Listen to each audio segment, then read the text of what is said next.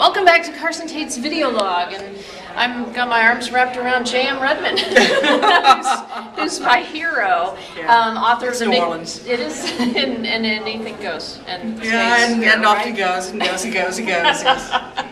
She's gonna steal my thunder. It stays in New Orleans until someone writes about it. And you write about it. Well, if it fits in the story, yes. Okay. There's many things that do not fit in the story, so fortunately, as I say, probably a lot of people. Okay, well, we'll want to hear at least one or two of those. Okay. So, author of the Micky Knight series. Mm-hmm. Yes. You have 6 books in the series? Yes, 5 are published ones. Coming out in September. And what's the 6th one called? Watermark. Okay, excellent. And so does the last published book, Death of a Dying Man, which is shortlisted for a Lambda Literary Foundation Award, yes, leaves us right as Katrina's happening. Right. Okay, so does Watermark pick up after? It does pick up after. It picks up in the month in the fall after Katrina. Do Cordelia and Mickey get back together? You have to read the book. All as I tell people, Katrina happened, and I had to write about a city in which Katrina did happen, and things changed. Okay, well, so tell us what's your favorite thing about Micky Knight. Probably my favorite thing is that she's such an asshole at times. She's an interesting character to write. Can I say asshole? Can I say fuck? No. Well, I really like her. She's really complex. I mean, you've taken her from being, kind of an alcoholic through recovery. Yes. And back again. And back again, exactly. So, what first inspired you to write about this person? Oh boy, because I wrote a very long time ago. The first book came out 20 years ago. Oh my God! Truly? Truly, yeah, 1990. Wow. And there weren't that many. This was the time when Sue Grafton and Sarah Paretsky were writing their novels, and I felt two of my heroes. Yes, two of my heroes too. And I thought, okay, we need a lesbian doing this. And at that point, you shake a tree and a lesbian novels, mysteries come out. But those days they weren't. I said, I want a hard-boiled, really sort of mean streets lesbian detective, and there wasn't one. And I said, I guess I need to write that book. And so that's what interested me about it. Well, you're definitely in those footsteps, and those are great footsteps to be in. Yes, absolutely. So another thing I really like about the series is the secondary characters. I mean, you've got her group of friends, right. And so why was that important to you to give her that support group, or you really fleshed out those characters? I mean, what? Well, obviously, the characters allow her to do more stuff. I mean, she's got, very conveniently, a friend who's a cop, a friend who's a district attorney, a girlfriend who's a doctor. So there's that convenience in terms of plot. So that was all contrivance. Absolutely, yes. Well, any writing is contrivance. Anytime you put a word on a page, you're contriving it. But also just interesting, how do people interact? Because, one of the things that I think about characters is that we're all very complex, messy, ambivalent people. And what is it that pulls us to being decent? What is it that pushes us away from being decent? So that was just a visitor passing by. So in addition to the people, you've got the character of New Orleans itself. And yes. So you live here in New Orleans. I live here in New Orleans. Okay, what's your favorite thing about New Orleans, if you could distill it down to one thing? Anything can happen here.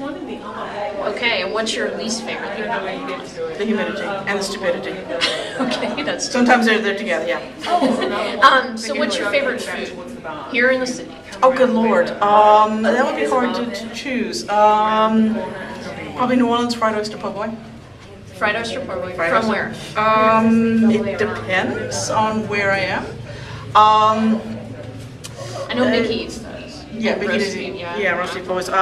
Boiled shrimp. I mean, there's too many to choose. It's one of those things again. You can't hierarchize. This is also a travel tour vlog.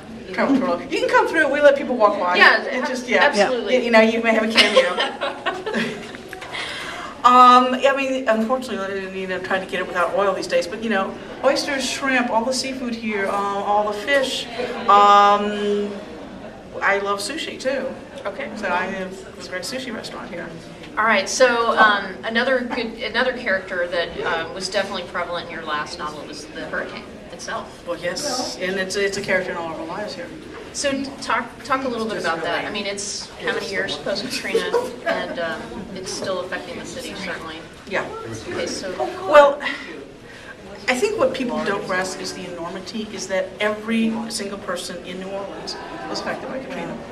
And, you know, I used to live in New York, and I have friends who still live there, so I you know, felt more of a connection to what happened in 9/11, but still it happened in that area, and my friends who lived in, you know, lived out in the Bronx or lived out in Brooklyn or stuff, their daily lives were not, I mean, emotionally impacted, of course, sure, in but huge ways, and if they knew so much power about outage, but and it loss of wasn't, service. you know, everyone had to be evacuated.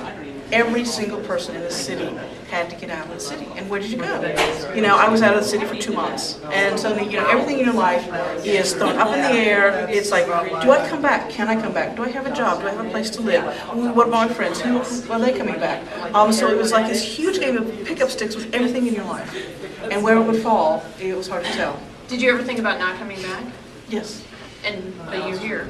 I'm here. Well, I ended up going. You guys can come by. Oh, okay. Sorry. Yes. Sorry. We're just filming and. Yeah, we did use all organic. Yeah. Yeah, because first of all, when I was gone, I didn't know had my house been flooded. You know, and if it wasn't flooded, it had been so vandalized. Did I have a job? Did I, you know, was the organization I worked with, you know, all these things that come into place. And so as long as it was up in the air, they still had to make, you know, did I come back or not? And then I came back and I realized, yeah, my house was okay. It had not been flooded. There was water in the streets. I could tell the cars, but my house itself. It had been vandalized, but I don't know whether to be insulted in the fact they didn't steal my computer or my TV, whether they just weren't good enough. They did steal my good scotch. That was probably the worst thing that they took. You know, so it wasn't that bad. And you're taking a picture? No, we're videoing. Just come on through. And so I had a place to live, and then we're also able to restore the agency that I work with, my day job. And that came back. Actually, some of the funding that made us think we can come back was the funding that was for my staff in my department. So I sort of really had to come back, and when those things fell into place, I was like, well, I guess, you know, fate's sort of bringing me back here. Exactly.